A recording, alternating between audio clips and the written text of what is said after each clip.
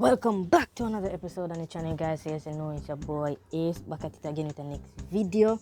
So I should have did this video for a while now, but you know things are happening. Just I keep a level head and I do what I need to do and such. But didn't want to drop a video, but maybe I have to kind of sort out certain things like how I'm gonna say it and how that. But I hope you guys learn something from this video, and I hope it's actually informative to you guys and all, if you understand what I say. But anyways, before I get into the video, so thanks again for the 2K. The channel is slowly growing. It's taking its time growing. So you know, more and more people go and watch it. More and more people go and share it and all. So you know the full 100 go. So just really appreciate the support from everybody, and I wouldn't be here without the support from you guys. I really appreciate that. So let's get into the video now. So in today's video, I'll be talking about the life of a JDF recruit. And this I feel like people who are going to training, or people who want to know exactly what happened at training. We never really go down to details, what happened exactly from my experience while going into training. Like me piece up everything, but I'm going to try to see how best I can go down into detail with everything, if you understand what I say. So like the last thing we have to do in a processing before you go in a training is like process station. So for me now, when we get my list and everything, we practically have 1 day to buy everything, like 1 day to buy everything, because I think I was leaving the next day. So I practically get 1 day and a half, because when I go up there the other day, so I have to buy up everything, my bag of something I have to buy up. So get all that, pack and everything, say goodbye to my friends and everybody who did know, because this would be the last day they actually see me, and then after that, like 4 months, they won't really hear anything from me prior to that, because I would be in training. So it was a very, emotional aspect of things, because bear in mind, we come from the west, so you have to meet at Upper Camp. Bear in mind, everybody who me know come from the west, so I'm gonna have to leave out like super early in the morning, because I have to reach up there by 7 a.m. So father dropped me off, go up on the bus, straight at town. I think 2 other youth didn't have a bus with me, but did I go into training. Three away, because we did know one of them previously from the processing stage. So yeah, so that right there so was a mental aspect, because when we finally go up a camp, I like whole heap of youth up there, whole heap. Because I have to shine my head from the night before, all of that. Make sure my clothes sort out, my shirt and my tie, my pants with seam, no jeans pants and anything. So I have to do all of that I have to do. So I finally go there, I see persons who are go in, and people and their family to like we come to set them off and them for them leave. You get me? So my family name there, because me say we are west them there, so it wouldn't make no sense them come all the way come at town to just tell me say yo later and them thing, and them tell me that from the night before already. So I say alright, keep a level head on this, alright, just going at training. Because first when I go up there, or them do it in my time, it's like them check for you, make sure you have all your documents in. Your passport, your ID, your TRN, your NIS, and check for you, make sure you have everything with them tell you if you can. You get me? So if you don't have all of them, you get checked. So now it's another processing stage to it before you actually go to the training camp. Because what you're going to do now is that you're going to do another drug test, so another urine test, then you go sign up some form again, then you go through one briefing also, and all them things. When them go explain certain things and make you understand when you get yourself into what is expected of you guys when you're going to train. So seeing that the money me did go, so we're not done until like after way in the afternoon, like to 5-6 then time. So when we finally set out to go, like a little close to night. So when we set out to go, like money now and then on the bus, and they drive and reminisce on certain things and look out. And also so put in a part, and them actually check your suitcase as well to make sure you have everything before them throw it on a truck, because you have to throw your suitcase on a truck, and when the truck go to the base, you have to go try sort out and find in the suitcase, which is a hell of a hassle. But anyways, so when we finally reached at the training base, it was like night them time there. So what them do is that them make a line up, and this is how them distribute it in our different platoons. Because seeing that we intake the big, we did have up to 8 platoons. and in each platoon you have 3 squads. So them this randomly just send people got platoon and squads. So I saw me end up in a 7 platoon and them thing. Because them say if you run cross and shout in it. Because me didn't know say some money cold. Because I reach at night, I like literally fog. I reach like fogged it out and everything. So all that. So we just did a going away specific platoon, our squad and all of that, and them introduced me to a squad leader. My squad leader was a Coast Guard at that time. So, and then seeing that we come late, them have food prepared for we. And you know, fancy, like some, like I think 3 slices of bread and rice and chicken and something for drink. But yeah, not really so good, but a food. So you know, we get it. Because at the same time, that is where them distribute the things if you're in a training, because this is where you're not going to have no civilian clothes wear. So, as me I say, what them distribute, because each company have a different color. So, like, Bravo company would wear blue and black. Alpha would wear red and grey. And I think Charlie wear yellow and green. I don't know how them do it now due to the corona, but in my time, that's how them did do it. So them give me 1 blue shirt, 1 black shirt, and 3 brown shirt. 3 brown shirt them I wear that wear and the greens. Them there. The blue shirt, yellow shirt that you wear with your PT order, and you get how much? You get 3 steel jaws, meaning the blue shorts we wear in a training. So you get that, you get some pair of socks, soldier socks where you wear with your boot and everything there. You get the bear gun, you get the duffel bag, you get a chaff, you get a cup, you get one chalk cup, you get the knife and fork, you get one other eating utensil, like a plate, I don't remember what them call it. Yeah, you get 2 of that too. And I think them there where you get versus along with what you carry, because when in your suitcase, you take out everything and you put it in your duffel bag or your bear gun. So when you actually go your barracks, them show you exactly where you stay, and them split it up in a 2. Or what them do, them split it up in a 3. So 1 squad would sleep down here, so 1 squad in a middle and the other squad up this side.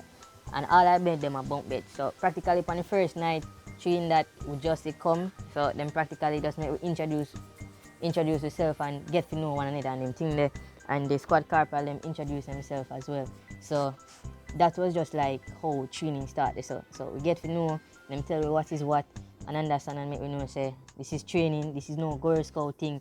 Just in mind you're here to train to become soldiers and all that. So be that them tell we.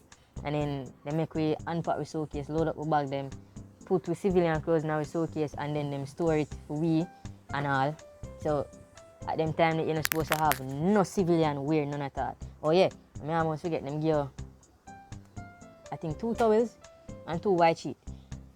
And a pillow, a white pillowcase, and 2 sheets where you use to spread a bed. So like on the first night, then would teach you how to spread a bed, because you're going to sleep on the bed. So then I teach you how to spread a bed and how to fold the sheet, because 1 is to spread the bed and 1 sheet is to use as a bed head on the bed, and you don't have the pillow and you put the pillow. You want to put the pillowcase on the pillow unless it's like an inspection. So we're going to get into that as well in regards to the inspection part. So like the first night, you know, you get a little rest, because I'm sorry, get some sleep, because tomorrow I'm going to get into things and tomorrow's a busy day. So next day, I'm just introduce you like to certain things, like show you around the place. Like it's an orientation, show you say this day so, this day so, that day so, this day so, where the cafeteria there, which areas off limits, where you're not supposed to go, where you're not supposed to do anything, and them go over certain things with you. So and then I saw them making you understand certain things in regards to like you doing push-ups, you doing punish, you're getting knuckles and them thing there. As much as all you might think it's a grace period, the first week is grace period, but you still get rub out in the first week, same way. But you know, so harsh. You get me? So you can still get yourself in a problem, and people will do things to you same way, if you know what I say.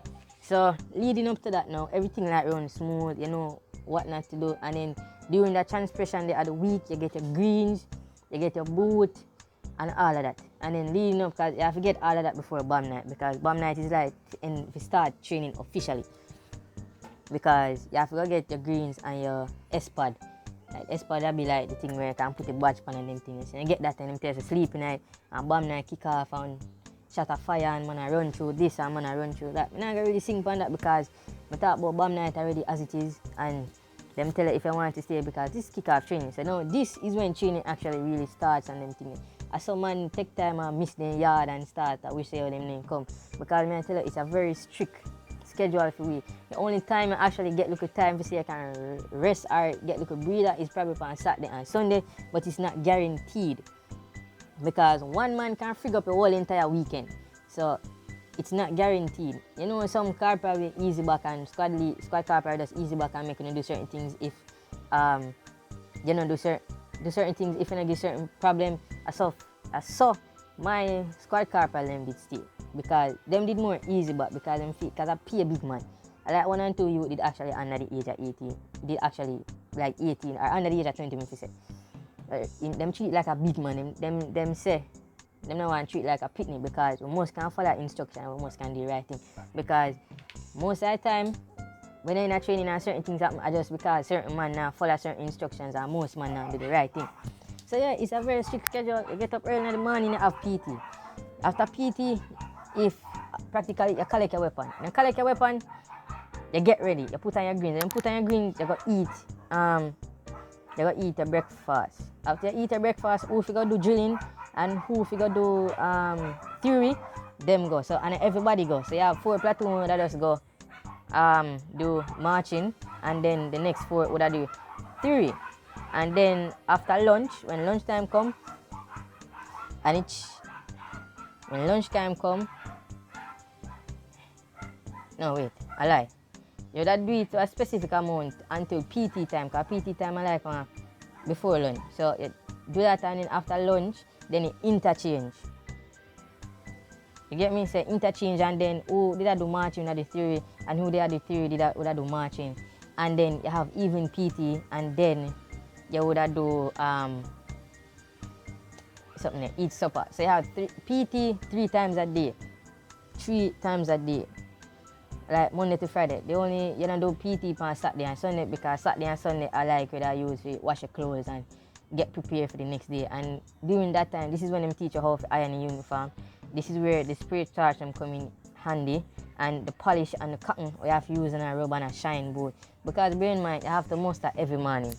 Everybody have to muster every morning, and them always do a spot check to make sure you shave, make sure your uniform well ironed, make sure your shoes shine, make sure everything you look decent. You see me? And if when you got a muster parade and you don't look 100, just know say you go up on your knuckles, go do some push up, and that no nice. Or you go run down the airstrip, where that no nice either. Yeah, so even if, because you kind of mess up, because the squad corporal can actually figure up in regards to him. We know say your drill sergeant to come and then have you do some weird thing, have you roll in the grass and make you dirty up yourself and make everybody look dirty and be a grass stain on your clothes and them thing. And then when your squad sergeant see you now and see only dirty, then automatically everybody get in a trouble for that. And it is freaking unfair, it is frustrating, yes, but at the end of part of training, because they might try to say, yo, and everything go like how you expect it. You have to expect the unexpected. And that always happen. Dirty. And look, clothes them look like we did a wall line of mud and we shoes them wet up and pure dirt and we don't get no time for wipe up. Sometimes we all have to take our brush and brush out greens after lunch and then things are brush. Only thing they want to see is you actually put in the effort to do it. Because even though you know say your squad corporal dirty you up, if you not at least try put in the effort to clean off yourself, them go say, oh, this one I don't really business. And that is one of the things, because you see drilling is very important in the army, because most of the things that we do comes in with drilling, because you have 2 competitions in the entire schedule where fits in with drilling, and that is you have platoon drill and squad drill. Most people when they join it, nobody, me don't know if you drill, me don't know if you march, me don't know if you do nothing. Me learn everything with so. But for like people in a cadet might be accustomed to it because they do that in a cadet. You get me? So most people that are accustomed to that. And just bear in mind, if you're a cadet and you know say you're in a cadet, just know say don't do foolishness, because I saw them go pick pan and look pan as a disgrace and all them things. Because them expect you to be there ahead of everybody who in a platoon and them things, because you practically go through something similar. So I don't really kill up myself on that. So overall training is vigorous and it is everything, man. Cause like training does, I'm telling you, training pushing it to an extreme limit. Like we hardly get no time to sleep. Sometimes we couldn't even sleep. Like because hopefully when I was called corporal in this day, it's like the man name what it's worse if hey, I don't know, like he did that one worse for me because him never did want to see you sleep. You see if you go your bed before him, problem that him go wet up in your bed. So you have to wait until him at least go sleep before you can sleep. Even we couldn't bed unless him go female. Because we not supposed to bed until certain hours at night. Sometimes we have to hide out. Me have to hide out, man, because I tell you, it was so friggin' messed up, yo. Enough people don't know when I actually got you in that train, because me feel like it was my thing did hard like most people. Even though people have it harder than we still, but we did have it wicked. But back on track. So training is just a continuous process like that. And you have certain things, as I say, you have gas day, you have the cross country, you have the BFST, we have to do in a training if you just measure your fitness. And you have your your PT, and all of that. Everything coincides in training. So it does feel like, because as a recruit, just brain mindset, when you see it, like them tell me, say as a recruit, we are nobody. Even the dog, them they say we have to tell morning. I mean, I tell you, it gets so annoying because anytime you see like a sergeant or a corporal, a squad corporal, anybody from any platoon, we have some rank over you, they have to tell them morning. And see, if you don't do it, them have all authority to rub you out, like meaning punishing you as a recruit. Because when you start out, none of them have no regimental number. So when them say shout a name, what you would say is JNSC, NYA. Now their last name be Smith or whatever. And the NYA means we not yet assigned, meaning that you have not getting a regimental number yet. You get a regimental number like way down in the training, like when you're close to complete training. Then the time they get a regimental number, and that time you feel nice when you get a regimental number. But you see, you don't have that, you feel like a crap. People do like anything. Because I tell you, certain punishment we used to get in a training because of one man, you have knuckles on the asphalt. You have to push up on that. That sometimes you get used to the knuckle business because enough fight when you go do in a training and enough fight, man go make you do a water parade when people all drink water till they all vomit up back, till they all everything when them eat come back up because them belly too full. All of them things. But remember in the army you have to always keep hydrated because of the amount of things them where you do and the amount of work where you do. So you have to keep your body hydrated or else you go pass out in a training. And them go always make you drink water. But my corporal did have a style like this. I have to study him because the thing is that when you have a long day, sorry my voice I get a little bit worse. When you have a long day and